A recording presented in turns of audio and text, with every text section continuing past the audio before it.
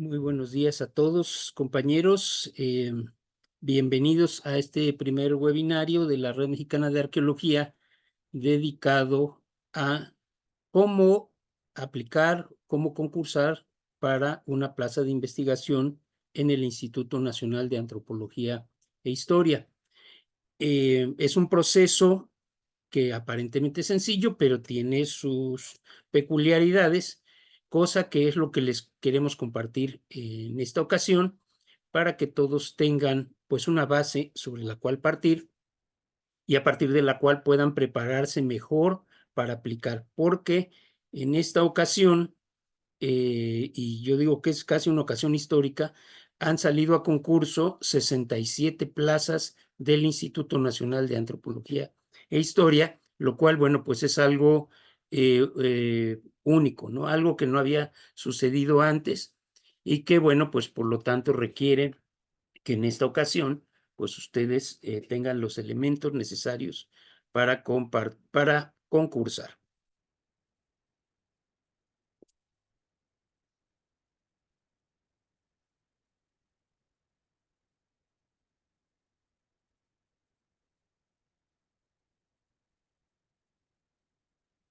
Muy bien, entonces, con esa base vamos a partir de lo siguiente. Primero que nada, quisiera, quisiera presentarme con ustedes. Soy Gustavo Ramírez Castilla, em, investigador de base del Instituto Nacional de Antropología Histórica, Antropología e Historia, el INA, actualmente con licencia. Y tengo ya casi 30 años de servicio en el Instituto Nacional de Antropología, primero como contratado y ya desde a partir de 1997 como personal de base del instituto. Entonces, bueno, pues he adquirido algo de experiencia al respecto. Y también, eh, pues a lo largo de ese tiempo me he preocupado por, me dicen aquí algunos que no se escucha bien. Creo que la mayoría están escuchando, tienen que revisar si sus bocinas están bien conectadas o si su recepción es buena. Si no, como quiera, les comento que vamos a dejar grabada esta sesión para que después puedan acceder a ella. Bueno, les decía yo entonces que estamos siempre con este interés de apoyar a toda la gente que recién se va incorporando a la Lina, pues en orientarles cómo desarrollar su trabajo, cómo desarrollar sus proyectos y que en la medida de lo posible puedan ir acumulando los puntos necesarios para ir mejorando con el tiempo su situación laboral dentro de la institución. Una de las grandes instituciones culturales de México, una de las más nobles, sin duda una de las más apasionantes y que vale mucho la pena ser parte de ella, formar parte de ella, lo cual también implica un enorme compromiso con la sociedad y con la ciencia. Pero bueno, esos son otros temas que trataremos en otra ocasión. Ahorita nos vamos a abocar a entender y a comprender cómo es el proceso para concursar por una plaza en el Instituto Nacional de Antropología e Historia. Voy a compartirles una primera pantalla que nos va a servir, pues digamos, de guía para, para este webinar. Les comento que iniciaremos con esta hora, digamos, en que vamos a compartirles esta información y posteriormente tendremos una sesión de preguntas y respuestas que también pues va a ser bastante rápida, bastante puntual, espero yo, porque somos mucha gente la que están participando y bueno, desde luego no hay a veces la oportunidad de darles la atención que cada uno requiere, pero les pediré que hagan preguntas muy puntuales para darles respuestas puntuales y después tendremos otros mecanismos para seguirles atendiendo. Bien, les presento esta imagen con la cual vamos a ir llevando nuestro recorrido a través de este webinar. Bien, lo primero es, ¿qué vamos a aprender hoy en este webinar? Que va a ser, como les decía, 1 hora, algo muy puntual, muy directo. Y lo que vamos a aprender básicamente, pues es cómo autoevaluarte y conocer tu puntaje para saber en qué categoría puedes aplicar. Segundo, qué información curricular debes adjuntar a tu evaluación. Y el tercero, qué debe de contener tu proyecto de investigación y cómo prepararlo. Estos 3 puntos son fundamentales, les voy a decir por qué. Para concursar por una plaza en el INAH, se tiene que presentar un proyecto y ese proyecto tiene que presentarlo alguien que al menos reúne ya los requisitos básicos para poder concursar. Esto quiere decir que debe de tener una preparación profesional sobre la especialidad que se va a concursar, tiene que demostrarlo, tiene que demostrar experiencia práctica en ese campo y además presentar un proyecto que reúna las condiciones que debe de tener todo proyecto de investigación científica para que lo evalúe una comisión especial. Esa comisión, que es la comisión de admisión y que existe en cada centro INAH del país, o en algunos casos que no tienen esta comisión, se evalúa a partir de la comisión central, la subcomisión de admisión. Esta comisión es la que se encarga de decir, bueno, si reúnes tal puntaje y por lo tanto tienes derecho a participar, o no lo reúnes y por lo tanto ya estás exento, digamos, de poder participar.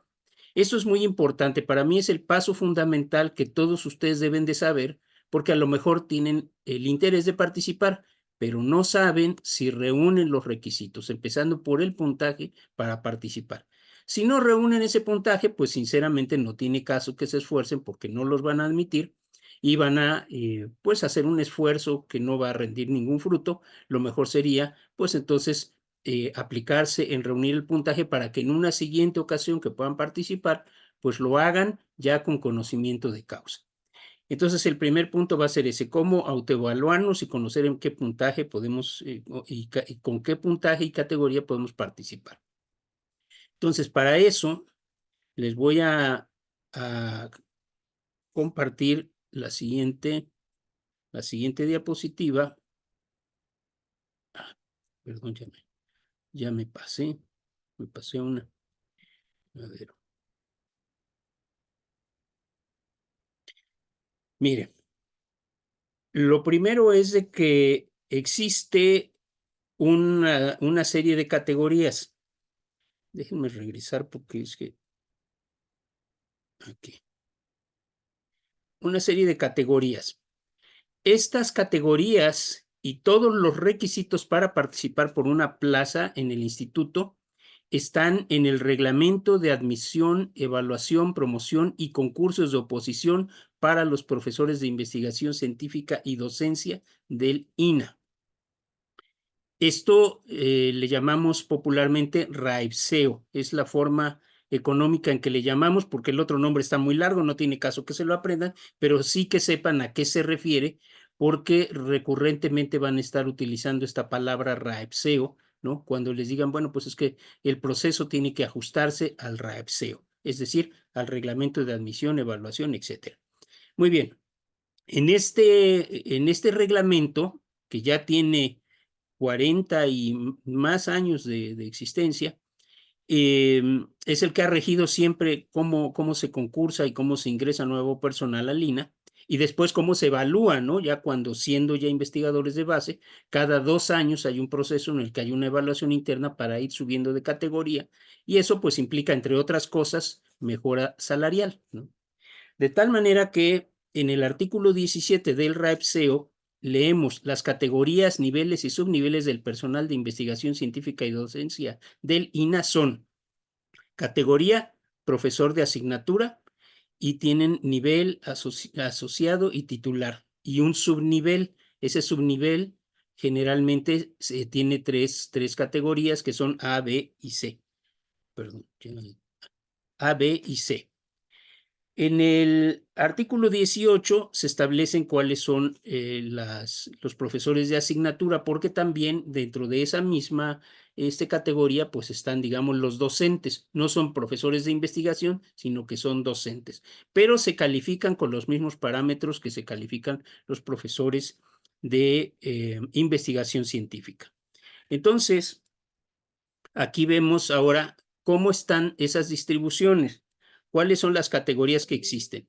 El asistente A, que requiere 0 puntos, 0 puntos de publicaciones y solamente una pasantía promedio de 8 años de experiencia, 0, 0, también en idiomas. El asistente B, que requiere 50 puntos, que debe de tener al menos una pasantía o licenciatura, aunque no tenga años de experiencia. El asociado A, que requiere 150 puntos al menos, no necesariamente requiere publicaciones y debe de tener al menos la pasantía o la licenciatura, es decir, estar titulado con al menos un año de experiencia, no requiere tampoco idiomas.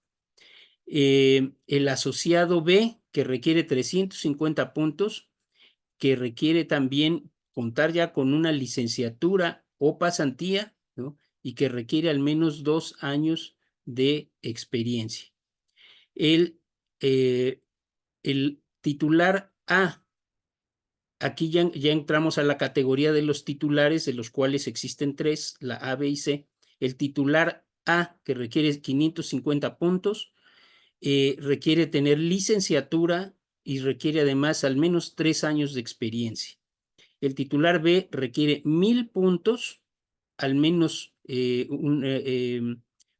tenga licenciatura o maestría y al menos 5 años de experiencia. Y el titular C, que es la categoría más alta que hay en el instituto, requiere tener al menos 2000 puntos con licenciatura, maestría o doctorado y al menos 10 años de experiencia en el campo.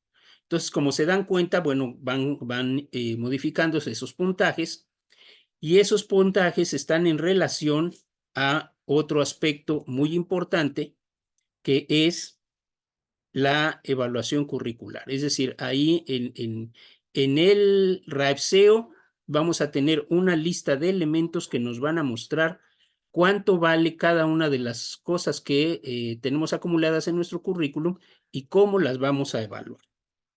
Entonces, aquí voy a dejar de compartir para compartirles el RAEPSEO, para que ustedes conozcan este documento, que es donde viene pues todas estos puntajes. Van a ver, ahora lo ponemos.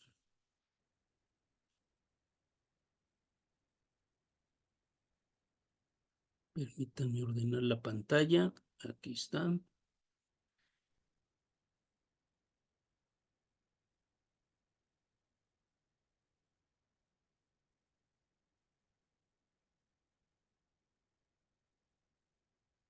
Aquí va. Entonces, espero que todos estén viendo esta pantalla. Y aquí esto que es el RAEPSEO, que ya les mostré una diapositiva inicial donde vienen las categorías, más adelante nos indica justamente cuáles son los puntajes que se deben de tomar en cuenta. Este documento se los vamos a compartir, de hecho ya hay un enlace que está en el chat donde ustedes pueden acceder a una carpeta de Drive donde pueden bajar y otros documentos que les vamos a presentar aquí, y tienen que leerlo porque es importante que independientemente de lo muy básico que les damos aquí, ustedes conozcan con mucho más detalle este documento porque ahí viene explicado todo el procedimiento por el que ustedes van a atravesar una vez que se inscriban para concursar por una de las plazas. Entonces, ven que aquí en el capítulo 2, el que dice de la admisión, dice los requisitos, ¿no? ¿Cuáles son los requisitos para poder concursar en una plaza? Bueno, aquí les vamos a mostrar el puntaje para que ustedes lo vayan viendo.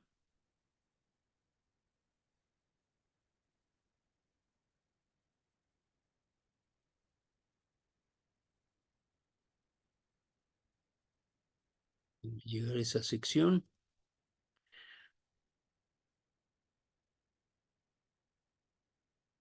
Aquí está, mire.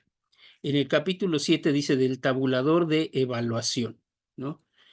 Entonces, ¿qué es lo que se evalúa? De acuerdo con el artículo 87, dice los rubros de los factores de evaluación son factor conocimiento, que como ven va con el inciso número 1. Pongan atención a los incisos porque esto va a ser importante. El 1.1 es preparación profesional. ¿Esto a qué se refiere? La preparación profesional es nuestra carrera propiamente y todos los cursos que hayamos hecho de especialidad, diplomado, los posgrados, etcétera, ¿no? En el 1.2 justamente vienen los cursos de posgrado, ahí es donde se evalúan y se les pone cuánto vale cada uno. Y el mejoramiento profesional, por ejemplo, esos cursos de capacitación, etcétera, todo eso se toma en cuenta. El factor aptitud, que ese no se va a tomar en cuenta ahorita para la aplicación al concurso, pero sí se los tomarían en cuenta cuando hagan su primera evaluación después de ganar el concurso, entonces deben de poner atención a esto. Recopilación de información, clasificación y análisis, interpretación de datos y difusión de conocimiento, la docencia y otras actividades profesionales. Por cierto, aquí a los que van a aplicar, digamos, por una carrera, por una plaza de docente, sí les cuentan la impartición de clases que hayan dado antes, por ejemplo. Eso sí cuenta como parte de la evaluación. Luego tenemos el factor antigüedad, que ahorita eso no se los van a tomar en cuenta porque pues, ustedes apenas estarían concursando para obtener una plaza. Cuando lo tengan, entonces cada 2 años les van a ir evaluando conforme a este tabulador y les van a ir acumulando puntos, que además también, es cierto, se van convirtiendo en un incremento salarial, que es importante. Entonces aquí vemos, miren, por ejemplo, ya entramos al factor del doctorado, el 1.2.2, ¿no? Y te dice allí, ¿cuánto vale? 5 puntos por curso, ¿no? Es decir, que si llevaron, por ejemplo, 20 créditos en el doctorado, ¿no? Cada uno de ellos es un curso, pues entonces por cada uno les va a ir contando 5 puntos. Entonces, ahí hay que ir anotando, esto es mientras estamos haciendo el doctorado, pero ya cuando tenemos el doctorado hay otro puntaje, ¿no? Otro puntaje que es lo que cuenta el tener un título de doctor. Los cursos de especialización, 5 por curso. Los cursos profesionales, contando máximo hasta 10 cursos por año, te cuenta 2 puntos por curso, ¿no? La comprensión de una lengua extracurrículum de la carrera, 5 puntos por lengua. Por ejemplo, generalmente llevamos inglés en el posgrado, pero si además estudiamos francés, ruso, chino, etcétera, bueno, pues por cada lengua que tengamos extracurrículum de la carrera, le anotamos 5 puntos más y bueno, todo eso nos va dando ventajas. Luego, en la aptitud de actividad en investigación científica, entramos en el punto 2, que es el inciso 2, y vamos viendo cómo se clasifica aquí y lo que va contando dentro de cada una de ellas. La primera etapa, que es la recopilación de información, incluye, por ejemplo, en el 2.1.1, informe escrito de trabajo de campo de investigación o de investigación documental, sin proyecto, con proyecto, y además si hay una continuidad, segunda etapa, clasificación, etcétera. Aquí nos dice 4 puntos por mes o 6 puntos por mes, ¿no? Ese se los van a contar cuando ustedes ya tengan la plaza y estén haciendo ya antigüedad dentro del INA. Pero mientras, esos rubros no se los van a contar. Lo único que les van a contar por ahora para la evaluación, para poder concursar, van a ser publicaciones. Publicaciones, docencia, pero, por ejemplo, todo lo que son conferencias, ponencias, etcétera, eso no lo van a poder incluir. Sin embargo, bueno, pues eso se califica y ustedes sí lo podrían agregar como un complemento a su currículum, pero solamente para demostrar que han tenido una actitud productiva, proactiva y que para ustedes es importante que se sepa, pues para que tengan un mejor perfil como candidatos, ¿no? Entonces, ¿qué se va a evaluar? Por ejemplo, en este caso, todo lo que tenga que ver con publicaciones, ¿no? La reseña bibliográfica cuenta 2 puntos, reseña analítica 5 puntos, prólogo o producción del libro 5 puntos, noticias en un boletín del INA u otra revista científica 2 puntos. Aquí viene uno que nos interesa mucho, que es artículos de divulgación en periódicos o revista no científica, 3 puntos. Acuérdense que aquí se cuenta, es decir, se le da valor tanto a la divulgación como al artículo científico, ¿no?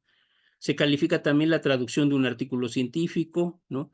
La ponencia original, pero esta ya dijimos no va a contar por ahora, la bibliografía temática, el artículo científico o folleto científico, que es algo en lo que probablemente ustedes ya hayan participado, ese cuenta 20 puntos, ¿no? Entonces, aquí sí, digamos, son de los puntajes más altos que se van teniendo, es por publicaciones. La traducción de un libro, por ejemplo, 30 puntos. El capítulo contenido en un libro de producción de investigación científica, 30 puntos. Una antología científica, 35 puntos. La bibliografía temática o comentada, 40 puntos. Edición crítica de libros, ensayo científico, libro de divulgación, libro científico. Miren aquí ustedes, por ejemplo, el libro científico, si ustedes ya tienen un libro científico publicado, cuenta 150 puntos, pero es importante que sea un libro que esté publicado por una editorial reconocida, seria, o una institución seria, ¿no?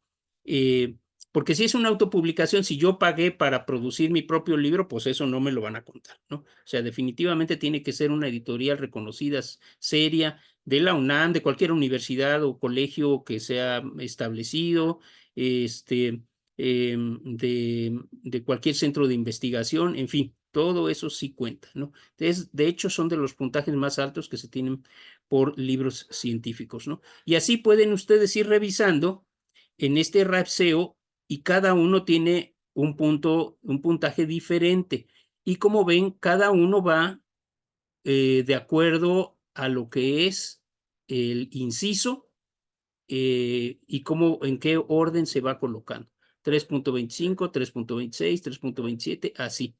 Bueno, es importante que le pongan atención a esto, porque cuando ustedes hagan su autoevaluación, la tienen que hacer exactamente en el mismo orden, es decir, empezando por el 1.1, ¿no? Y siguiéndose luego con el 2.1, 2.3, etcétera, ¿no? Y así hasta finalizar. Obviamente, en aquellos rubros en los que ustedes no tengan producción, pues esos no se colocan, no se acomodan.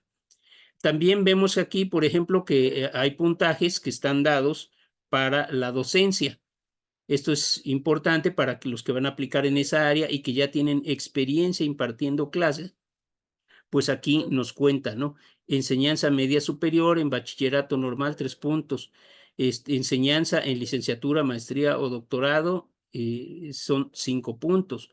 Cursos panel, 2 puntos. Cursos impartidos fuera del lugar de contratación, 8 puntos. También nos cuenta si hemos sido jurados a examen profesional, la dirección de tesis de licenciatura, maestría o doctorado, la atención a los alumnos, ¿no? Y las comisiones académicas. Entonces, todo esto es lo que ustedes van a tener que leer con mucho detalle, analizar en qué áreas, en qué rubros tienen producción y anotarlos en el orden correspondiente para ir haciendo su evaluación. Ahorita les voy a dar un ejemplo. Vamos a dejar de compartir este RipeSeo y les voy a compartir ahora, les voy a compartir este otro documento como un ejemplo, ¿no? Vamos a ver dónde está. Miren, aquí yo les estoy compartiendo una autoevaluación que yo me hice en el periodo correspondiente del 1 de julio del 2017 al 30 de junio del 2019. Esta es de las evaluaciones bianuales que se hacen en el INA, pero me interesaba compartirla con ustedes para que puedan ver cómo se organiza la información. Aquí, bueno, pues tiene que ir el nombre, el centro de trabajo y el área. Pero lo importante está acá, donde están los indicadores el desglose y la autoevaluación. Eso es lo que nos importa anotar en estos formatos. Entonces, por ejemplo, si nosotros nos vamos al RAEP-SEO, vamos a encontrar que el rubro 1.1.4 se refiere a la formación académica. Aquí, en este caso, yo estoy informando que que me gradué en ese periodo con una maestría en arquitectura con especialidad en restauración por la ENCRIM. Y de acuerdo al RAEP-SEO, eso vale 350 puntos. Entonces yo aquí anoto eso. Ahora, después tengo que acompañar toda esta información con la comprobación, es decir, tengo que agregar fotocopias de todos esos documentos que yo estoy diciendo que sustentan esa evaluación. Anoté, por ejemplo, también en el 1.3.2 que impartí un curso de introducción a la gestión de riesgos. No, perdón, este es que tomé un curso de introducción a la gestión de riesgos para el patrimonio cultural y ese me cuenta 5 puntos. Entonces los anoté allí. Después tuve la publicación de un artículo que se llama Arqueología de superficie en la cuenca lacustre del Támesis, Huasteca Septentrional. Entonces ese vale 20 puntos. Así que ahí los anoté. Tuve otro artículo en ese mismo periodo, uno en inglés. Bueno, pues aquí lo anoté también, me contó 20 puntos. Y un tercer artículo, ¿no? Publicado. Entonces, otros 20 puntos acá. ¿Ven? Ahí se va poniendo. Y lo que me interesa es que vean también cómo a la hora que yo anoto el indicador, por ejemplo, todos son el mismo indicador porque es el 2.3.9 que se refiere a artículos científicos. Pero como son varios y se repiten, le voy colocando un inciso A, B y C, ¿no? Para irlos diferenciando. Bueno, de la misma manera, a la hora que ustedes entreguen sus comprobantes, tienen que ir ordenados en esa misma forma y con esa anotación, con la A, la B, la C y así, la pueden llevar hasta la Z, ¿no? Para que el jurado que está calificando y revisando las evidencias pueda identificar fácilmente a qué corresponde cada uno de estos rubros que se están anotando, ¿no? Como ven, después tuvimos, por ejemplo, aquí una, una participación que fue con un guión museográfico para una exposición. Bueno, pues ahí ese me contó 30 puntos, aquí los anoto, ¿no? Aquí anoto abajo, por ejemplo, un capítulo de un libro, Petrograbados para rituales de agua en la Sierra de la Palma. Bueno, ese me contó 30 puntos, los anoto aquí, ¿no? La presentación de un libro, ¿no? Así se va anotando cada una de las cosas, como pueden verlo, y también los cursos que impartí, por ejemplo. Aquí tengo un curso que impartí para sobre arqueología del noreste mexicano y Texas, para la licenciatura de arqueología en Chihuahua, en la EAM, perdón, en Chihuahua. Entonces me contó 8 puntos, ¿no? También fui vocal en un examen, en estudios mesoamericanos, me contó 2 puntos. Fui sinodal en un examen de maestría, 2 puntos adicionales. Y también dictaminé un libro para el INA, ese me contó 1 punto. Bueno, ven, todo cuenta aquí, ¿no? De a poquito, pero entonces ya eso me sumó a mí para ese periodo 494 puntos. Eso es lo importante que debe de quedar, digamos, reflejado al final. Como ven, pues lleva todo un orden, ¿no? Por medio de los incisos. Ese orden, ¿dónde lo obtienen? Pues en el RAEP-SEO, ahí viene todo ya colocado desde el 1, 1.1, 1.2, 1.3 y así, y después 2, 2.1, 2.2, 2.3 y así todos los incisos hasta terminar. Cuando no encuentran algún rubro que sea exactamente el que ustedes quieren calificar, buscan el que sea más parecido, el más similar para que esté calificado ahí y de todos modos pues ya los evaluadores de la subcomisión van a poner atención para poder digamos determinar si ese puntaje vale y cuánto vale. Muchas veces hasta terminan incrementándole a uno.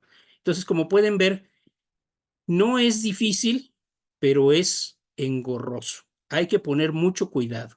¿Qué tienen que hacer aquí? Pues cuando van a concursar por primera vez, tienen que buscar absolutamente todas sus publicaciones, todas sus constancias de todo lo que hayan hecho, lo tienen que buscar y ponerlo en ese orden. Lo tienen que fotocopiar porque lo que ustedes van a entregar son fotocopias, sobre todo de sus publicaciones. Yo les recomiendo entreguen fotocopias porque pueden entregar los originales, pero pues luego puede suceder algún accidente y se extravían y ya no recuperan sus originales. Yo les recomiendo que desde luego lo hagan a través de una fotocopia, pero tiene que ir completa, es decir, desde la portada hasta la última página y la contraportada si es posible, solamente de la parte publicada, porque si se trata de un libro donde ustedes tienen un capítulo, bueno, pues nada más fotocopian el capítulo, pero sí es importante que agreguen la portada y el índice general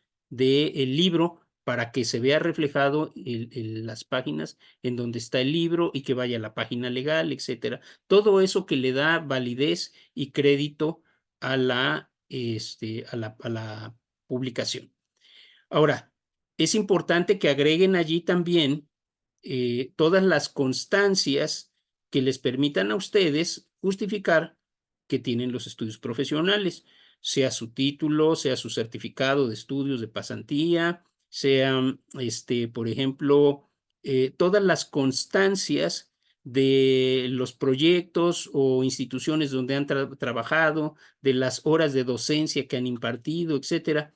Todo eso lo deben de agregar porque, como ven, también hay un factor de tiempo, ¿no? Es decir, para ciertas categorías se solicita que haya ciertos años de experiencia y eso solamente se van a demostrar con esas constancias que les emitan las instituciones donde ustedes han colaborado y que corroboren que efectivamente tienen la antigüedad que se está solicitando allí. Bueno, ¿cómo le van a hacer para esto? En la carpeta que les compartí hay un formato que ese viene, es un formato también de Excel, pero viene vacío. Viene vacío. Aquí se los voy a poner también. Es un formato muy similar al que les acabo de compartir, que les acabo de mostrar, pero este es para que ustedes lo llenen. Ahora, este no es un formato oficial, es decir, no es este el formato necesariamente con el que tienen que presentarlo. Es un formato que les va a permitir ordenar su información, ¿no? El nombre, la plaza por la que están concursando, y aquí van poniendo ustedes los indicadores, ahí van rellenando, ¿no? Lo que ustedes quieran, y aquí van poniendo la descripción del aspecto que están calificando, y después aquí van a colocar su puntaje, ¿no? Al final, pues como es una tablita de Excel, pues ustedes nada más le dan sumar y aquí les arroja el puntaje total, ¿no? Para que no haya errores. Dejé además un rubro de observaciones, pues porque si alguien quiere anotar algo ahí, lo puede hacer. Pero lo que ustedes tienen que hacer realmente es que se deben de comunicar a la subcomisión de admisión del centro de trabajo a donde van a aplicar, cualquiera de los estados de la República o los que se encuentran en la Ciudad de México, que pueden ser Dirección de Estudios Históricos, Dirección de Salvamento Arqueológico, Dirección de Estudios, ¿cómo se llama? De Dirección de Lingüística, no sé, depende de a dónde vaya la convocatoria. Vienen ahí teléfonos a los que ustedes deben de llamar, pedir información adicional que ustedes tengan dudas y pedirles el formato, a ver cuál va a ser el formato con el cual nos tenemos que evaluar, ¿no? Entonces, que pidan que les envíen el formato que ellos manejan, mientras ustedes pueden ir ordenando su información en este que les estamos compartiendo desde la Red Mexicana de Arqueología, para que después sea más fácil pasarlo al siguiente, ¿no?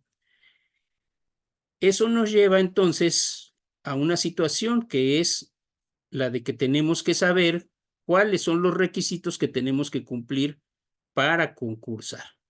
Y eso lo vamos a ver en cada una de las convocatorias. Entonces, ahora les voy a mostrar, por ejemplo, una convocatoria. una de las que descargué, simplemente para que rápidamente le hagamos un análisis, ¿no? Aquí, por ejemplo, el convocante es la Subdirección de Arqueología del Museo Nacional de Antropología y convoca a un concurso de oposición abierto, es decir, que aquí va a participar todas las personas que deseen participar y que reúnan el puntaje. Aquí no hay dedazos ni recomendados. Todos los que ingresan al INAH tienen que pasar a través de este proceso de selección, que es el concurso. Dice aquí, es para la especialidad de arqueología, es decir, que quien concurse debe de haber cursado la carrera de arqueología en cualquier universidad que lo puedan demostrar, y va a ser para la categoría asociado B o titular A, que ya vimos que están especificadas en el RAPSEO y que requieren un cierto puntaje y un cierto tiempo, algunas de ellas, de experiencia. Entonces, dice aquí que va a ser para un trabajo de tiempo completo, es decir, que una vez que les den la definitividad, tienen que dedicarse el tiempo completo solamente a las labores del instituto y no trabajar para otra institución. Eso, salvo que ustedes tengan una compatibilidad de horario, está prohibido, ¿no? Y puede ser causal de que les rescindan el contrato con el instituto La Plaza, ¿no? Que les den de baja de la plaza de línea. Hay siempre que se concursa un periodo de 6 meses que es de prueba, ¿no? Con opción a definitividad. Es decir, que si a nosotros nos dicen, bueno, usted fue el ganador del concurso, entonces a partir de tal fecha va a empezar a laborar y va a cobrar su sueldo. Pero a los 6 meses se le va a evaluar a partir de un informe que tenemos que entregar. Ese informe tiene que ser un informe muy completo sobre las labores que se desarrollaron en el proyecto, y el jurado que nos dio, digamos, el gane inicial lo va a evaluar y ver si cumple con los requisitos. Si cumplimos con lo que nos comprometimos en el proyecto, si llenamos las expectativas, y entonces ahí pueden decidir una de dos cosas: que continuamos y nos dan la definitividad, es decir, ya la plaza es nuestra para el resto de nuestra vida, y o que nos digan definitivamente no pudo cumplir con las expectativas y por lo tanto se le revoca, ¿no? Ya no hay posibilidad de que uno pueda continuar. Claro, se pueden hacer, ¿cómo se dice? Se me escapó ahorita, apelaciones, ¿no? Se puede apelar y decir, bueno, a ver, esto que usted, su comisión me está diciendo no es así, porque yo puedo demostrar que sí cumplí por estas razones. Y bueno, y si esa apelación funciona, bueno, se continúa con el siguiente proceso, que es la definitividad, pero si no se hace esa apelación, que debe de ser en los primeros 15 días después de la entrega del resultado, si no después ya no tiene validez, pues quedaría uno fuera de la institución y la plaza usualmente se vuelve a concursar, se inicia de cero todo el proceso. También, como ven, se marca cuál es el salario base mensual que se va a recibir, ¿no? En este caso está aquí para el asociado B en 19,244 pesos y para el titular A en 24,985. A ver, así es. Entonces, ese es el salario con el que inicia, y luego, conforme se va uno evaluando cada 2 años y va siendo más productivo, se va acumulando más puntaje que permite ir junto con la antigüedad y haciendo incrementos salariales. Bueno, luego la convocatoria establece cuáles son las bases del concurso, ¿no? Aquí dice reunir 350 puntos escalafonarios. Es decir, si queremos aplicar para esta plaza en específico, hay que reunir al menos 350 puntos escalafonarios. ¿Con qué? Con la preparación académica, con la producción académica, publicaciones, sobre todo, ¿no? Y la antigüedad que se requiera, ¿no? Aquí dice, como parte del requisito, en caso de no tener licenciatura, pasantía con el 100% de los créditos aprobados y un promedio mínimo de 8 o su equivalente en calificación más méritos académicos. Es decir, que hay que reunir los 350 puntos, aunque no estés titulado, pero sí que tengas al menos el 100% de los créditos de la carrera aprobados y que tengas una calificación mínima de 8. O sea, todos esos son aspectos que hay que cuidar. Si alguno de ellos no lo cumplimos, pues desgraciadamente no vamos a poder concursar para la plaza, nos van a negar el acceso, ¿no? Y como ven, 2 años de experiencia en investigación científica, obra de investigación publicada en cualquier editorial o entregada al INAH para su publicación, presentar y aprobar el concurso de oposición, por supuesto, ¿no? Y cuando se acepta que un pasante ingrese al INAH con esa categoría, bueno, también se le condiciona a que en el transcurso de un año obtenga la titulación, ¿no? Que ya sea licenciado, ¿no? Entonces, bueno, son todos esos puntos que hay que ir cuidando, ¿no? Y eso es tan solo para la categoría de asociado B, pero si quieren ir para la A, son requisitos muy similares, pero como ven, hay que reunir 550 puntos, hay que tener la licenciatura más méritos académicos, 3 años de experiencia en investigación científica, comprobables, como les decía, con las constancias, ¿no? Y tener publicado en cualquier editorial o haber entregado al INAH mínimo de un libro, producto de investigación científica. Eso ya estamos hablando de otro nivel, ¿no?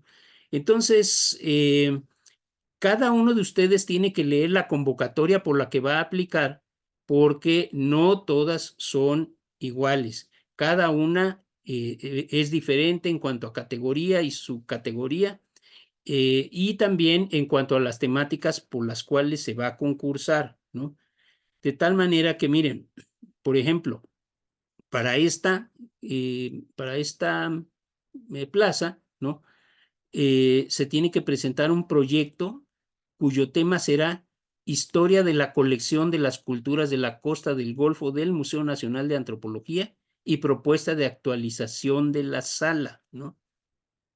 Es un tema, pues es un reto, ¿no? Es un reto. Es decir, que quien concurse para esta plaza tiene que ser alguien que conozca ya ese material, ¿no?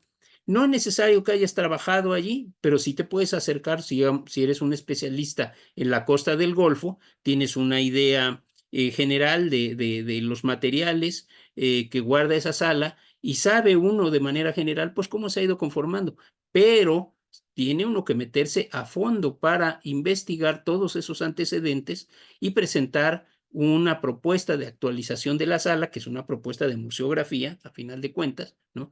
Lo cual, bueno, pues obviamente indica que requiere que la persona que concurse allí ya tenga una experiencia, un conocimiento amplio sobre esta temática, ¿no? De tal manera que uno también tiene que ver si reúne pues esas cualidades, esas capacidades para presentar algo así, ¿no? Porque no se trata de improvisar, o sea, aquí los concursos sí son muy serios, volvemos al punto, es un tema académico, es un tema científico y por lo tanto se espera que quienes concursen pues sean gente que tenga una preparación académica sólida y una seriedad científica, un compromiso social para que realmente aporten a la sociedad a través del INAH. Posteriormente, pues ese proyecto, que ahorita vamos a ver qué elementos debe de llevar como mínimo un proyecto de estas características, tiene que entregar esta propuesta a el centro de trabajo que corresponde, ¿no?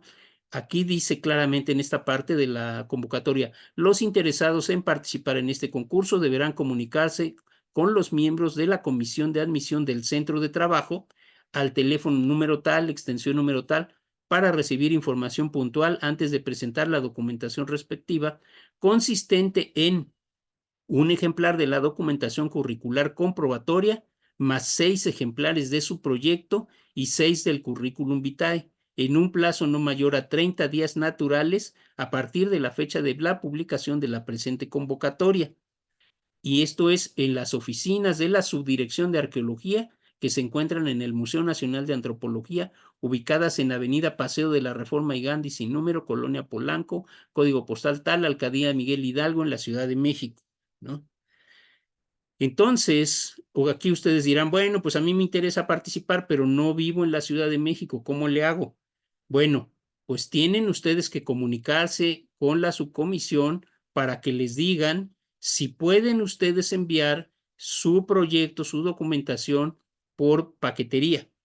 Hay algunos centros de trabajo que sí lo aceptan, hay quienes no, y pues definitivamente tiene uno que viajar, si le interesa a uno mucho esa plaza, tiene uno que viajar y entregar los documentos directamente en la oficina antes de la fecha de vencimiento. De lo contrario, aunque ustedes lleguen así un día después y que digan, pues es que yo vengo viajando desde Asia porque me interesa esto, bueno, pues sí, pero ya no se las van a admitir porque los plazos de vencimiento son inamovibles. Entonces es muy importante que se comuniquen para que cada uno de ustedes tenga la información puntual de su plaza. No en todas partes se maneja igual. Y aunque hay digamos, una generalidad en cuanto a los formatos de presentación, por ejemplo, vamos a ver que en el RAPSEO antes se establece pues que se requieren 3 ejemplares impresos y 3 copias del currículum. Aquí, por ejemplo, están diciendo 6, ¿no? ¿Por qué? Porque se entiende que va a haber 6 jurados y cada uno de ellos necesita tener su copia para evaluarla, ¿no? Entonces es importante que lean muy bien y puntualmente la convocatoria para que lo ajusten, todo su proceso lo ajusten. Una cosa aquí importante es que toda la comprobación, toda la documentación de comprobación tiene que ser anterior al 1 de julio del 2023, con la única excepción de los grados académicos. Es decir, si yo obtuve mi doctorado después de julio de 2023, ¿no? Pues sí lo puedo agregar, ¿no? Pero si tengo una publicación que es de agosto del 2023, esa ya no la puedo poner, solamente van a calificar aquello que llegó con anterioridad al 1 de julio del 2023. Es importante que lo tengan presente. Otra cosa más, a lo mejor ustedes dicen, no, bueno, pues yo reúno los requisitos y además rebaso los 550 puntos porque pues tengo muchas publicaciones, mucha preparación. Ahí están pidiendo, por ejemplo, que para el titular A sea un arqueólogo titulado, ¿no? Pero dicen, no, pero pues yo además tengo maestría, tengo doctorado, ¿no? Entonces, pues rebaso con mucho ese puntaje. Pues lo van ustedes a considerar como una contradicción y va a sonar mal, pero la verdad es que si rebasan ese puntaje, tampoco los van a admitir para concursar, ¿no? Eso deben de tomarlo en cuenta. Si ustedes no presentan esos títulos, esos grados académicos digamos, para tratar de mantener su puntaje dentro de lo que pide la convocatoria, pues sí lo pueden presentar. Solamente que si les dan el ingreso, si ganan el concurso, esos grados académicos ya no se los van a contar cuando venga la primera evaluación porque ustedes no los pusieron, ¿no? Entonces es algo que hay que tener mucho en cuenta. ¿Cómo le podemos hacer? Si a veces solamente ya con tener nuestro título y nuestro doctorado ya tenemos el puntaje, bueno, pues entonces a lo mejor no metamos mucho de lo demás, ¿no? Para conservar nuestros grados académicos a la hora que nos vayan a calificar, ¿no? Pero sí metamos, digamos, una serie de conferencias, de ponencias, de todo esto, como un documento adicional que le permita al jurado evaluar que somos personas proactivas, productivas y que por lo tanto, pues somos buenos candidatos para el Instituto Nacional de Antropología e Historia. Entonces, para que ordenen su información, ya les dimos los documentos que tienen que presentar y los formatos que tienen que llenar y el orden como lo deben de hacer. Ahora quiero nada más presentarles cómo se debe de quedar anotado. Aquí vamos a volver a nuestra presentación. Aquí cómo debe de quedar anotado.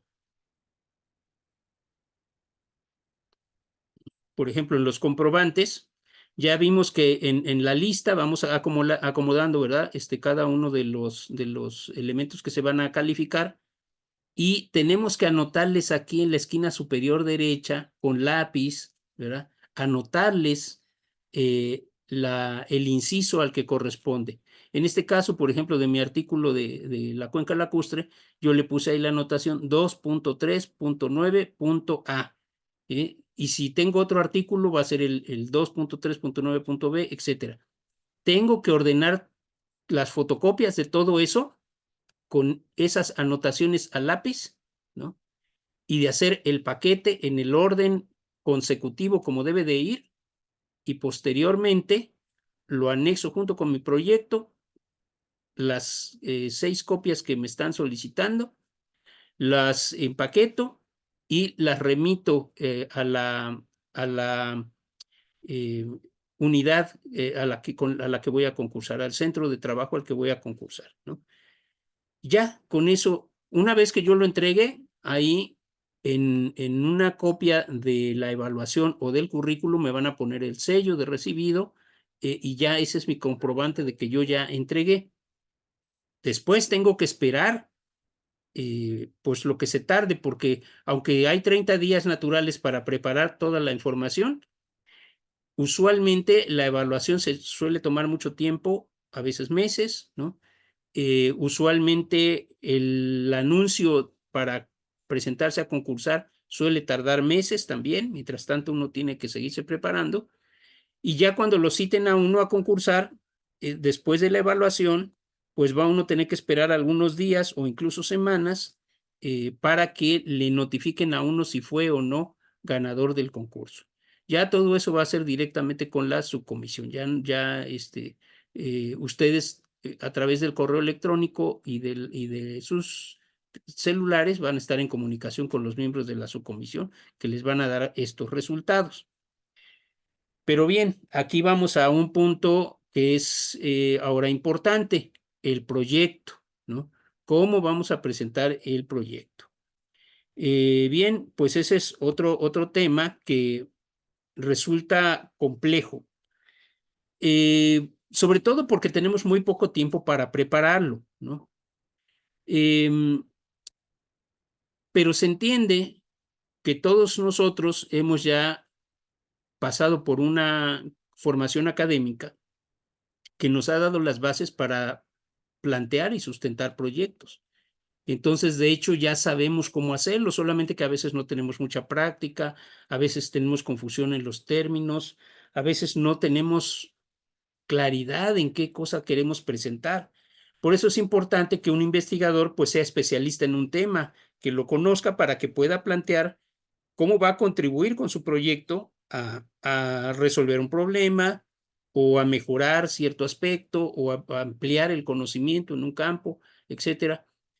Porque si no lo sabe, pues difícilmente va a poder lograrlo, ¿no?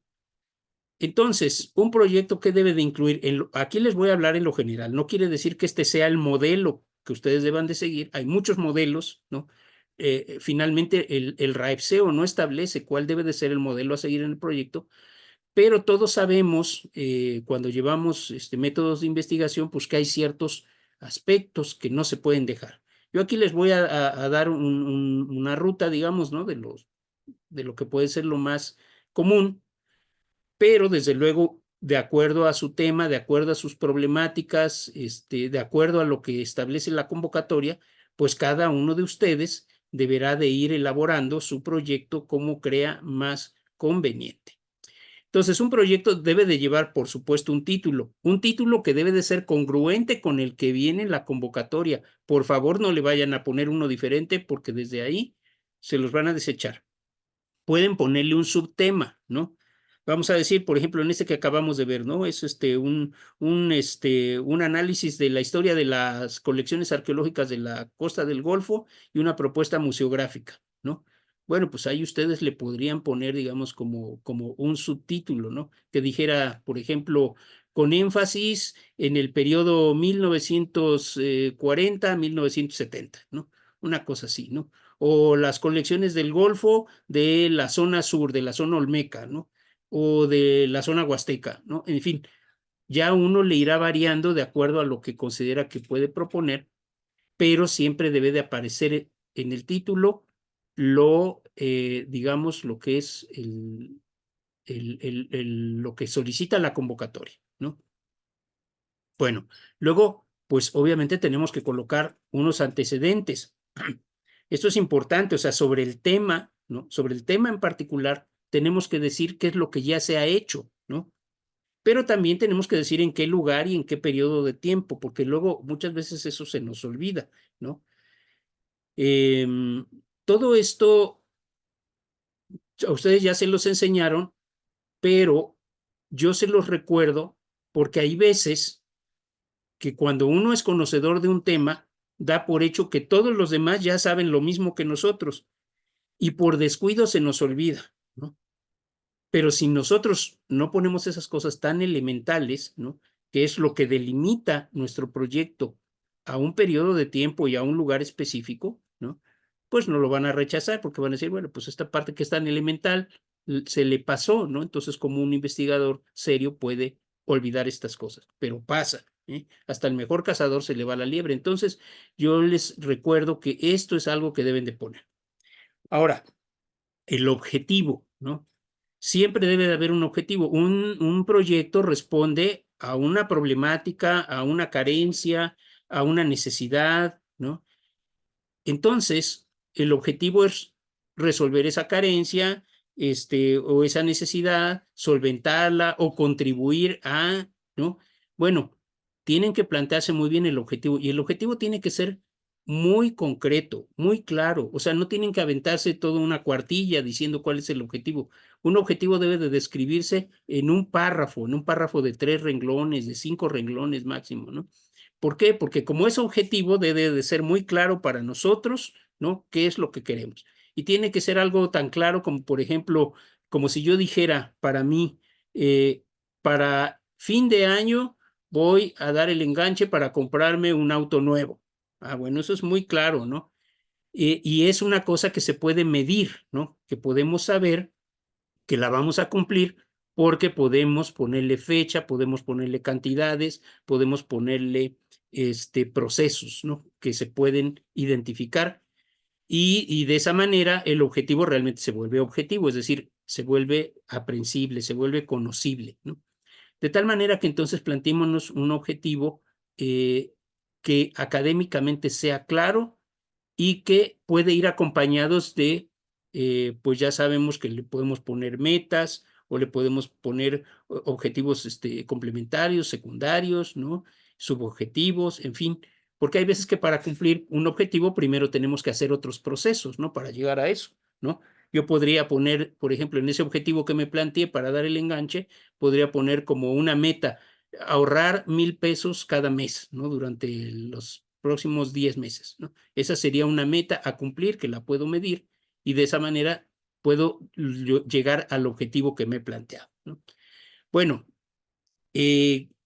después tenemos que poner, ya que tenemos un objetivo, tenemos que poner cuál es el contexto en el que ese objetivo se va a desarrollar, es decir, un marco teórico, ¿no?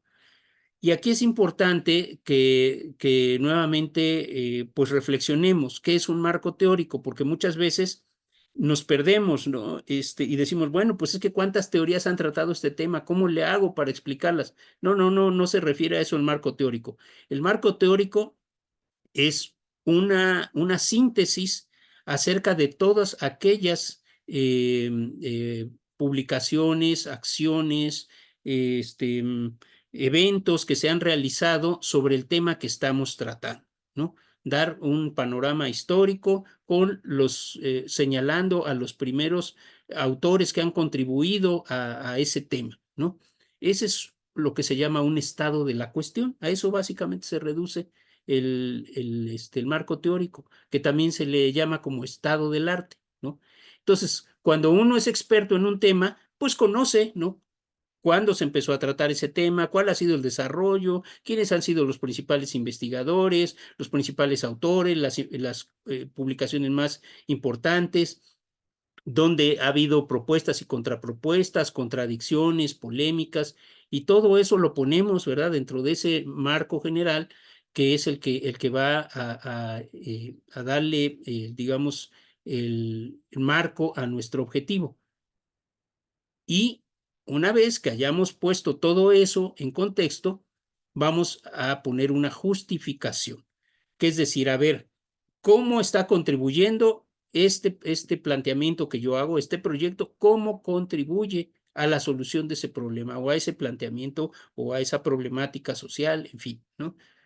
Porque como yo ya conozco todo el estado de la cuestión, conozco todo ese marco teórico, pues ya puedo decir cuál es mi granito de arena dentro de todo eso. Humildemente, ¿yo qué voy a poner, verdad? Ya todos estos investigadores, grandes investigadores, hicieron todo esto. Yo quiero decir que todavía dentro de ese problema falta atender esto y esto es lo que yo voy a aportar.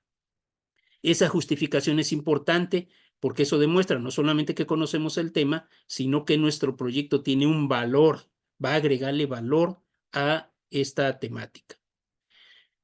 Ahora, lo importante es decir cómo le vamos a hacer para cumplir con ese objetivo, ¿no? Y a eso es lo que le llamamos una metodología, ¿no? Como se trata de investigación, pues hay muchas metodologías de investigación, depende de cómo vayamos a abordar nuestro proyecto, ¿verdad? Desde un punto de vista, o cosa, con un enfoque cualitativo o con un enfoque cuantitativo o mixto, ¿no? Allí tenemos que decir, si es cuantitativo, tenemos que generar instrumentos de medición que cuenten, ¿no? Que aporten datos estadísticos sobre el fenómeno. Si es cualitativo, tenemos que hacer instrumentos que permitan medir la apreciación o la valoración de grupos, de conjuntos, de la sociedad, etcétera, ¿no? Sobre ese estado de la cuestión, ¿no? Que nos permitan tener un panorama para hacer categorías de análisis, ¿no? Entonces, esa metodología es importante que se describa paso por paso. En el caso de arqueología, pues hay una metodología muy, muy concreta porque pues ahí realizamos excavaciones, ¿no? Y luego análisis de materiales y todo eso ya está muy, muy establecido, muy desarrollado, así es que no hay que inventar el hilo negro, ¿verdad? Sí podemos agregar nuevas técnicas de análisis o cosas así para poder interpretar nuestros datos, pero básicamente la metodología es la misma, entonces no hay que salirse de eso. Yo supongo que en otras disciplinas habrá casos similares, ¿no? Como parte de esta metodología, pues tenemos que decir no solamente cómo lo vamos a hacer, sino cuándo lo vamos a hacer, ¿verdad? Y para ello es de que se requiere agregar un cronograma. Un cronograma en el que mes con mes vayamos diciendo qué actividades vamos a realizar y cuáles son las metas que vamos a ir cumpliendo. Aquí es muy importante señalar una cosa. Ustedes deben de pensar su proyecto para 6 meses únicamente. ¿Por qué? Porque acuérdense que si obtienen el lugar, van a ser evaluados a los 6 meses a ver cómo se desarrolló ese proyecto. Entonces, mi sugerencia es de que no planteen un proyecto para un año, no planteen un proyecto para 5 años, planteen un proyecto para 6 meses con objetivos y metas muy concretas, muy, muy adecuadas para lograr en 6 meses y que puedan presentar su informe de que cumplieron con esas metas para que el jurado lo pueda evaluar y les dé la definitividad. Después tenemos un aspecto importante, que no por el hecho de que sea simplemente un concurso, quiere decir que digamos que aunque ese proyecto no se vaya a desarrollar, ¿no? No tengamos que cumplir con este aspecto que es el presupuesto. El presupuesto se tiene que poner obligatoriamente porque no nada más hay que decir qué vamos a investigar, cómo lo vamos a investigar, cuándo lo vamos a investigar, sino que hay que decir con cuánto lo vamos a investigar. ¿Qué necesitamos para hacerlo realidad? Tienen que ser presupuestos realistas, no inventados. Tienen que estar pues con base en un conocimiento de cuánto cuestan los insumos, cuánto cuesta la gasolina, cuánto es la distancia que hay que recorrer, digamos, del punto donde está nuestro centro de trabajo al punto donde vamos a desarrollar el proyecto, si tenemos que alquilar un campamento, si tenemos que comprar insumos, si tenemos que alquilar hotel o tenemos que comprar comida o ir al restaurante. Todo eso tenemos que calcularlo y ponerlo, ¿no? Dentro de nuestro presupuesto, además de los materiales, ¿verdad? Que papelería, herramientas, equipo, ¿no? Todo eso hay que ponerlo. Y hay que ponerlo no solamente porque así debe de ir un proyecto serio, sino porque además le vamos a tratar de demostrar a través de este concurso, de este proyecto, al jurado que sabemos hacer proyectos, que tenemos el conocimiento para hacerlo. Porque si lo dejamos incompleto van a decir, no, hombre, pues si ni siquiera sabe presentar un proyecto, ¿cómo le vamos a dar un lugar, ¿no?, en el instituto? Ya después, cuando estemos trabajando dentro del INAH, vamos a aprender cómo hacer, digamos, cosas al estilo en que se hacen en el INAH. Pero, mientras tanto, tenemos que ir, digamos, con la visión general de cómo debe presentarse un proyecto y entonces debe de ir incluido un presupuesto. Que no se nos pase, porque si uno de esos rubros importantes se nos pasa, si la metodología no la ponemos, no, hombre, pues ya estamos fuera. No puede faltar, por supuesto, en cualquier proyecto serio, las referencias, las bibliografías, ¿no? Yo les recomiendo que por lo menos tengan entre unas 70, 80, los recomendables de 100 a 120, ¿no? Referencias bibliográficas sobre el tema que van a tratar, que tengan las más importantes, las más básicas, las más conocidas, las mejores referencias. No inventen, ¿no?, sino que realmente pongan la bibliografía que debe de ser, y que esté bien referida, ¿no? Recuerden que incluso hay que utilizar alguno de los sistemas ya bien conocidos, como es el sistema APA, que es el que yo les recomiendo, es el que más se usa en el INAH, ¿verdad? Aunque hay otros, hay en Chicago, en fin, hay muchos otros. El que ustedes dominen, pero eso sí, si lo van a hacer con un sistema, háganlo desde inicio hasta el fin con el mismo sistema. No vayan a estar mezclando, ¿no? Entonces es muy importante que conserven, que incluyan las referencias, porque no hay un proyecto serio que pueda carecer de las referencias bibliográficas.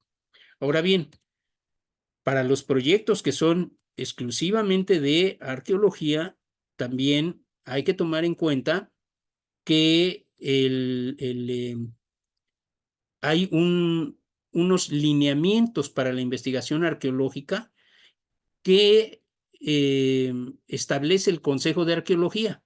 Es una de las únicas especialidades que tiene un consejo especial para esto. Ahora ya se formaron consejos de área de otros. Desconozco si vayan a implementar reglamentos para la actividad, pero en los de arqueología sí los hay y esos no se pueden ignorar. Ya les incluí en la carpeta compartida, les incluí este documento también, que son los lineamientos para la investigación arqueológica en México, y que en el artículo 9 establece cuáles son los requisitos para el proyecto. No son muy diferentes de los que ya les presenté, pero deben de poner atención porque sí hay algunos detallitos ligeramente distintos. Por ejemplo, aquí dice, bueno, el planteamiento general de la investigación, el análisis de antecedentes basado en bibliografía y cartografía, la duración total del proyecto, especificando metodología, técnicas y sistemas que se emplearán, etcétera, ¿verdad? Las personas que formarán parte del proyecto. Esto es algo que sí es específicamente para arqueología, esto no lo piden en otras áreas, ¿no? Pero a nosotros sí nos lo piden. Aquí, aunque vayamos a decir, bueno, solamente voy a participar yo, hay que incluirlo, o sea, un rubro que diga personal que tomará parte en el proyecto, pues uno, Gustavo Ramírez Castilla, ¿no? Y ya se menciona para cumplir con el requisito, ¿no? Y hay que incluir el currículum, ¿no? Un currículum, pues digamos breve, no hay que ser tan extensos, pero sí un currículum que diga cuál es el perfil, ¿no?, de la persona que va a participar. Y otra cosa que el proyecto tiene que incluir las actividades, derechos y obligaciones de cada uno de los participantes. Eso es algo muy curioso, ¿no? Pero es que hay que tomar en cuenta que en los proyectos de arqueología la relación de trabajo es diferente. Tenemos, pues digamos, muchos investigadores dirigidos por uno o dos que son los directores de proyectos, ¿no?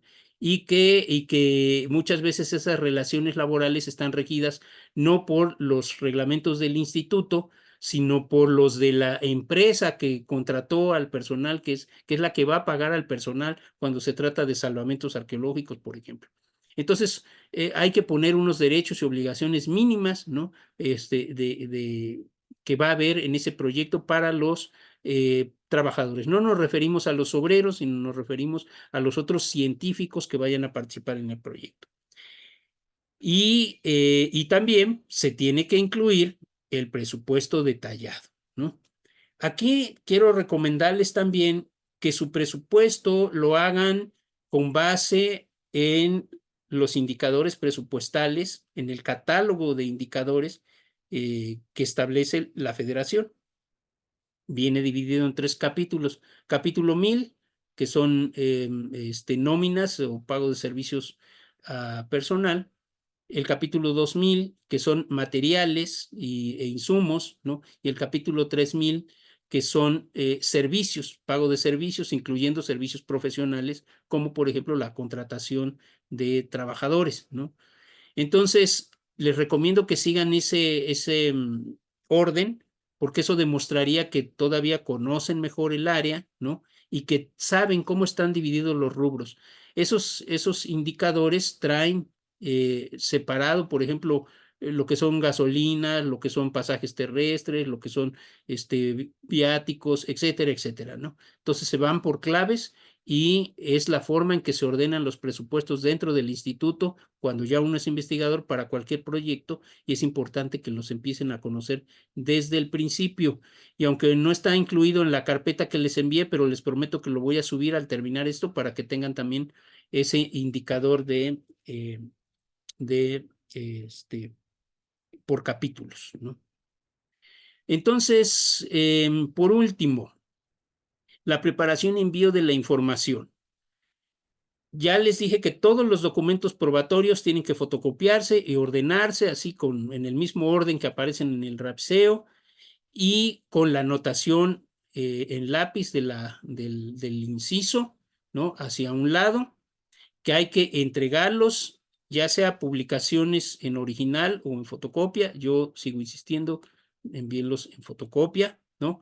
Y lo tienen que acompañar además de un currículum vitae, así como ustedes lo hayan hecho, ¿no? Como acostumbran a hacerlo, lo tienen que incluir. Aquí, por ejemplo, el RAPSEO establece 3 ejemplares, pero ya vimos que en algunos solicitan hasta 6, entonces nuevamente lean su convocatoria y verifiquen que cumplan bien con todos esos requisitos, porque tan solo el simple hecho de que los documentos no vayan bien ordenados ya es motivo para que no los tomen en cuenta para el concurso, ¿no?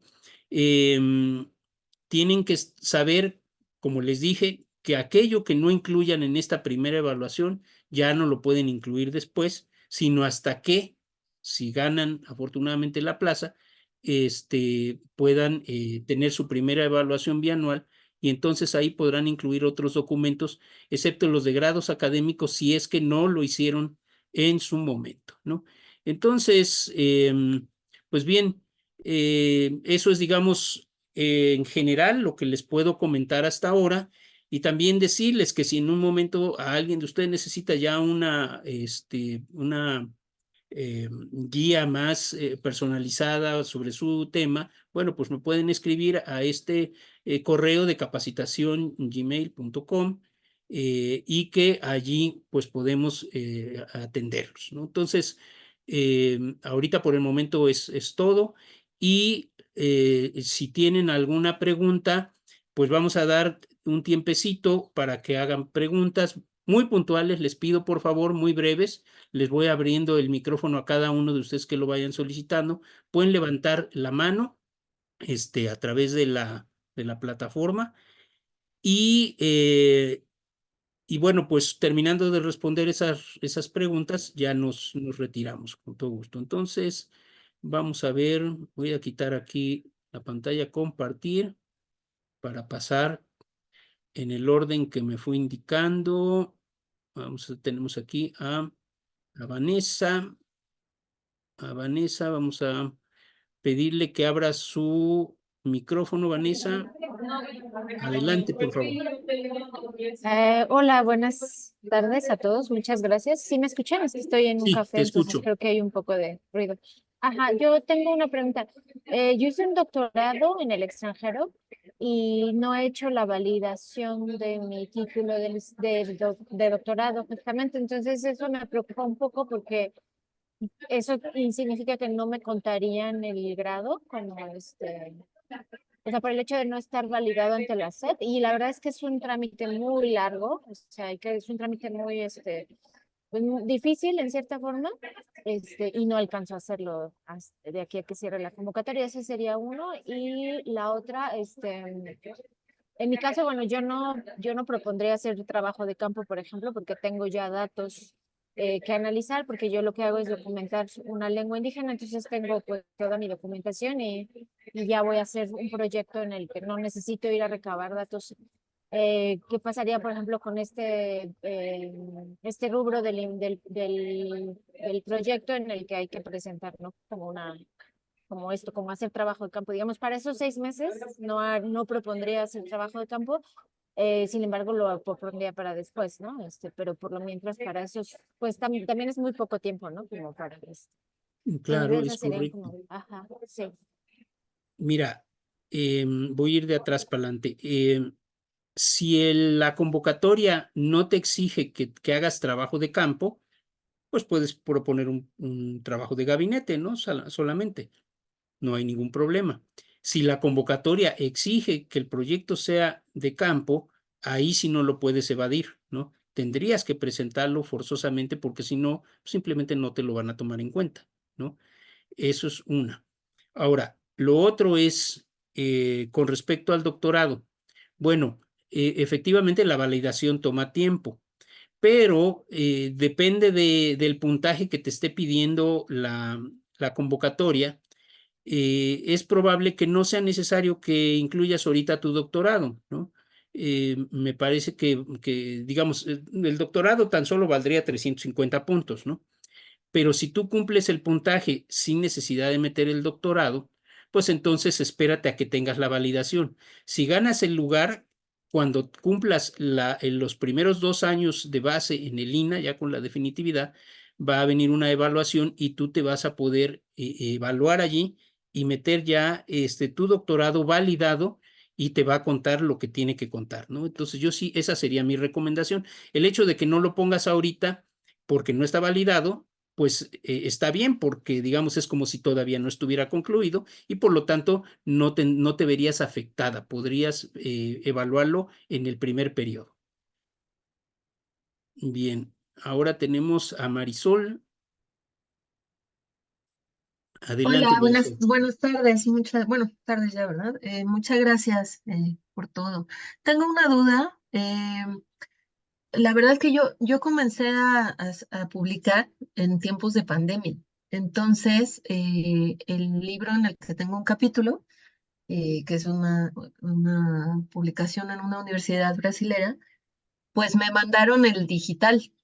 ¿No? Entonces, ¿qué hago? Simplemente lo imprimo todo el libro, aunque yo tenga solo un capítulo, o cómo sería. Y lo mismo, mi experiencia docente también inició en la pandemia y casi todo es en línea. Entonces, ¿cómo es ahí? Muchas gracias. Claro, cómo no, Marisol, muchas gracias. Efectivamente, en este caso, tú puedes imprimir. Y yo te recomiendo que no todo el libro, porque puede ser demasiado, ¿no? O sea, son caras las copias, ¿no? Sobre todo si vas a reunir toda la información que tengas, pues resulta que hay que invertirle un dinerito. Pero puedes imprimir solamente el capítulo que tú elaboraste, que tú redactaste, pero sí es importante que le incluyas la portada, la página legal y el índice, ¿no? Eso sí no se te debe de olvidar para que entonces vaya con todas las de la ley. Como es una publicación, entiendo, pues oficial, con la pura página legal, ya va validado, no necesitas enviar un ejemplar, ¿no? Que esté impreso, ¿no? Entonces yo creo que eso sería lo recomendable en tu caso, ¿no? No le vería yo mayor problema. Adelante, bueno, ahora seguimos con Rosa María de Gutiérrez. Adelante, Rosa María. Hola, ¿qué tal? Buenas tardes a todos. Es que usé el iPad de mi mamá. Muy bien, no te preocupes, adelante. Tengo dos preguntas puntuales. Sí. Una es, tengo los 55 puntos, que, bueno, son 55, perdón, 550 puntos para titular A. Se suma 350 de la maestría y 150 de publicación en equivalente. Sobran 50 o faltan 50, que digamos son 5 puntos por cada clase, ¿no? Se completaría. Pero cuando uno pide la constancia, aparecen, digamos, desde el 2013 como adjunto, hasta el semestre actual, ¿no? En el que se está dando uno clases. Y entonces ahí ya pasaría yo de 50 puntos. Y mi otra pregunta es si al mandar el CBU, el currículum, como usted me alcancé a escuchar, meter las ponencias o conferencias que hemos hecho para que se vea nuestro perfil. También tendríamos que entregar la constancia de esa ponencia junto con, digamos, el texto elaborado o el PowerPoint de la ponencia. Esas dos puntuaciones, por favor. Muchas gracias. ¿Cómo no? Bueno, en el primer caso que me dices, tienes 550 puntos y con el resto de las clases, pues probablemente rebasas esos 550 puntos, según entendí, No, no, no. Al revés. Tengo 500 puntos, y te faltan 50. me faltan 50, pero las rebaso si me cuentan todas las clases que he dado desde que era adjunto. Claro, no importa, no importa si te pasas. Fíjate que la categoría de, en este caso sería titular A, Sí, va de los 550 puntos hasta los 999, porque el titular B empieza en 1000, ¿no? ok. O sea que si tú tuvieras 700 puntos, vamos a decir, ¿no? Pues todavía estás dentro de la categoría titular A. Los puntos que dije son los mínimos que necesitas para entrar en la categoría. Los máximos es el uno menos al inferior de la categoría siguiente, ¿no? Entonces estarías perfectamente entrando dentro de esa categoría. Yo no creo que te pasaras más de eso, ¿no? Porque es poquito lo que cuentan los cursos, ¿no? Sí. Es eso en el primer caso, y en el segundo caso, repíteme por favor, se me escapó la segunda pregunta. Ah, sí, en el currículum, como usted mencionaba, añadir en el perfil las ponencias, las constancias de Ah, sí, sí, conferencia. claro, Sí hay que sí, meter la constancia y el escrito o el PowerPoint de la claro. ponencia. Mira, de preferencia sí, pero como no van a contar para evaluación, sino simplemente para demostrar que ha sido uno productivo, basta con que metas la constancia, ¿no? La pura constancia. Cuando te vayas a evaluar ya estando como de base en el INA, entonces sí hay que integrar, para que cuente como puntaje, hay que integrar también el texto o la presentación de PowerPoint de la ponencia o de la conferencia, ¿no? Pero por ahorita solamente con la constancia sería suficiente. Ok, Bueno, entonces en sí, lo que no me tengo que pasar es en los puntajes de publicaciones, exacto, sí, con que te quedes en 999, pues ya, estás dentro de la categoría. aunque diga 550. Así es, porque es titular A que va de 550 mínimo a máximo 999. Ok, muchas gracias. No, ¿de qué? Al contrario. Vamos con Alejandro Valdés. Alejandro, reactiva tu audio, por favor. Hola, buenas tardes. Muchas gracias por la información. Mi pregunta va acerca de los informes técnicos que se entregan al Consejo de Arqueología. Si en esta ocasión van a contar como puntaje y si entran como publicación o qué sucede con estos informes. Claro. Pues mira, desgraciadamente los informes técnicos no cuentan para esta evaluación, ¿no? Es una pena. Ni los informes técnicos ni ni las temporadas de campo, ¿no? Eso es algo que siempre hemos estado insistiendo que debería de tomarse en cuenta porque es producción, ¿no? Pero por ahora en el reglamento no está contemplado y pues la verdad es que no te lo valdrían. Por eso es mejor abocarse a buscar los recursos que sí son de publicaciones o en su caso, pues otros temas, producción de otro tipo, ¿no? Guiones museográficos, guiones científicos, no sé, docencia, ¿no? Todas las clases que hayas impartido, los cursos que hayas tomado, ¿no? Todo eso sí se puede incluir. Muy bien, muchas gracias. A la orden. Vamos con Andrés. Adelante, Andrés. Hola, ¿qué tal? Buenas tardes. Muchas Buenas tardes. gracias ahí por la información. Una pregunta nada más así rápida. Bueno, ahí dice pues que tienes que ser pues, tener la licenciatura en arqueología. Pero, ¿qué pasa si, por ejemplo, no la tienes, pero tienes, por ejemplo, la maestría en arqueología o algo así? De todas formas, no te valdría nada. Esa es una muy buena pregunta. Fíjate que el tener la maestría en arqueología no te cuenta. Lo que piden es la licenciatura como tal, o sea, un título de arqueólogo. Porque la Ok. arqueología es una disciplina que está regulada por la ley. Solamente podemos Ujú. ejercer la arqueología de manera institucional. Hasta ahora no se permite en México de manera privada. Y por lo tanto, pues se pone como condición desde el instituto, ¿verdad? Que tengamos una carrera que acredite que conocemos el método de investigación propio de la arqueología. Y además porque implica manejo de bienes culturales propiedad de la nación. Entonces, definitivamente si no hay una carrera como arqueólogo, no te van a contar esa maestría, ¿no? Sí se tendría, en caso que te interese, cursar para una plaza de arqueología, tendrías que cursar la carrera obligatoriamente. Ok, muchísimas gracias. De nada. Vamos con Pati Peña. Hola, buenas tardes. Gracias por la información. A la Yo orden. tengo dos preguntas. Una es sobre la dirección de tesis. Actualmente estoy dirigiendo una tesis, pero está en proceso, o sea, la chica no se ha titulado. Eso me contaría. Y lo otro es si, pues, para presentar los documentos, pues, sobre formación, si basta con presentar los títulos de la licenciatura y de la maestría o tengo que presentar la cédula profesional de cada uno de los grados. No es obligatorio presentar la cédula, pero ayudaría, ¿no? Yo creo que si la incluyes, pues es simplemente una impresión adicional. Pues digamos, apoyaría certificar que tú ya tienes esa formación de manera oficial y completa. En cuanto a la dirección de tesis, efectivamente esa sí se puede incluir para la evaluación.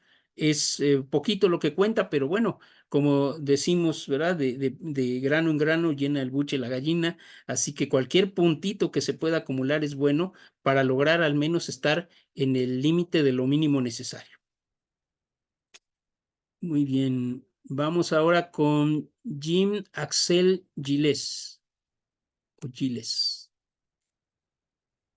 Adelante, por Hola, favor. buenas tardes. Primero que nada, muchas gracias por esta labor de información. Gracias. Y bueno, mis preguntas son como muy puntuales. La primera es ¿cuál es el puntaje que le corresponde a los cursos que nosotros hemos dado en licenciatura?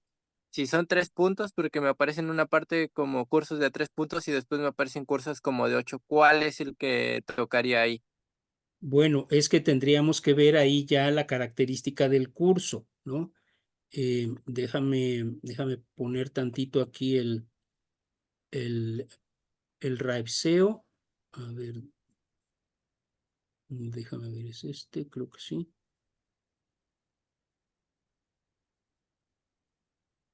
No, no es este, espérame. ¿Dónde dejé el RAIPSEO? Es que hay diferentes tipos de cursos, ¿no? Y entonces, bueno, pues hay que ver cuál es el que se ajusta. Déjame ver aquí, por ejemplo, en docencia, por cada curso o seminario impartido. Por ejemplo, hay cursos panel, ¿no? Curso impartido fuera del lugar de la contratación a solicitud del INAH. Y los cursos de enseñanza media y superior. Entonces habría que ver en tu caso cómo está, ¿no? Eh, Tienes que caracterizar el curso, ¿no? Y después a partir de eso, pues contar el puntaje que le corresponde, ¿no? Fueron cursos del 2017 al 2018 como profesor de asignatura en la Ok, licenciatura de arqueología y después del correcto. 2018 al 2021 ya como profesor titular. Pero las del 2017 al 2018 fueron de adjunto y de 2018 a 2021 fueron de profesor titular. Ok. Creo que también hay una calificación para cuando se es adjunto. Ujú. Pero bueno, siendo el curso normal semestral, supongo, ¿verdad? Sí. Bueno, entonces, por cada curso semestral se estaría contando entonces 5 puntos, ¿no? Ah, incluso mira, aquí abajo, en el 2.4.1.2, dice licenciatura, maestría o doctorado, ¿no? Dice, los profesores adjuntos recibirán el 50% de la puntuación y los ayudantes el 25%. Es decir, que cuando impartiste cursos como adjunto, te contaría 2.5 puntos por cada curso. Pero cuando los empezaste a impartir ya como titular, entonces te contaría los 5 puntos completos, ¿no? Sería la manera en que tendrías que contabilizarlo. Ok, y una última pregunta. ¿Cuándo Sí. es el cierre de la convocatoria? Porque hay como mucha duda de cuándo salió exactamente y cuándo finalizó. Sí. Mira, la convocatoria cierra 30 días naturales después de que fue publicada. La publicación, déjame ver, ahora te digo cuándo salió.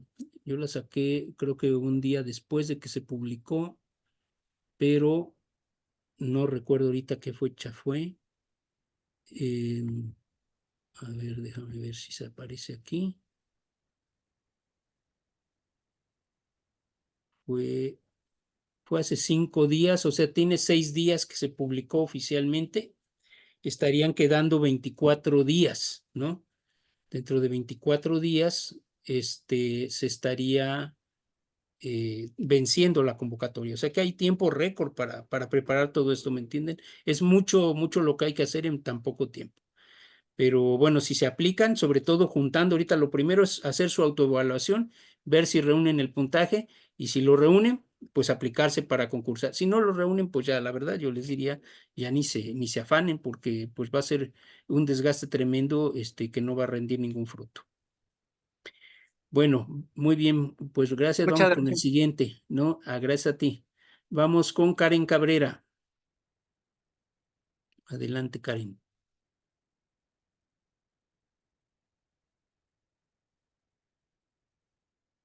Karen, ¿nos escuchas? Ya los escucho. Sí, Adelante, por pensé que favor. ustedes no me escuchaban. Buenos días, buenas tardes, muchas gracias. Mi pregunta es, para comprobar nuestros trabajos, donde hemos trabajado, yo he trabajado varias veces en salvamento arqueológico, pero no tengo una constancia de que haya trabajado en esos salvamentos. ¿Cómo es que obtengo esa constancia para poder ponerla dentro de la comprobación de trabajado? Claro, esas constancias son importantes para demostrar que tenemos el tiempo que están pidiendo. Ya ves que en algunos casos piden 1 año o 2 años de antigüedad o hasta 3 años, ¿no? De experiencia laboral, me refiero. Sí. Entonces es importante tener esas constancias. ¿Qué debes de hacer? Pues la verdad, tienes que comunicarte con los directores de esos proyectos y solicitarles las constancias, indicando el periodo de tiempo, las actividades y el periodo de tiempo que realizaste.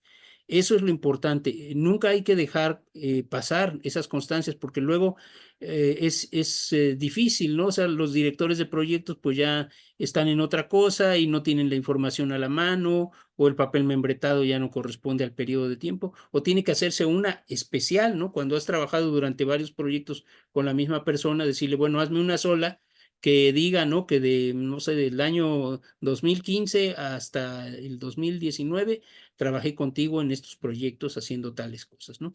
Y entonces ya de esa manera contaría. Pero la única manera de obtenerlas es comunicándote con ellos y pues ahora sí, esperando que hagan paro para tener la respuesta en tiempo y forma, ¿no? Perfecto, muchas gracias. No, de que a la orden. Vamos con Diana Méndez. Adelante, Diana, por favor. Hola, ¿qué tal? Buen día. Muchas gracias por el tiempo dedicado a orientarnos. Tengo una Gracias. duda con relación a lo que se puede integrar como cursos de especialización y otros cursos profesionales. Yo, por ejemplo, tengo 2 diplomados y varios cursos que han complementado, ¿no? Como actualización profesional, pero tengo duda de si el diplomado entraría entendiéndolo como curso de especialización. En este caso son cursos que tú has impartido, No, que yo he que tomado. tú has tomado. Ok, Ajá. bueno. Entonces esos entran como parte de la formación profesional, ¿no? Y entonces vamos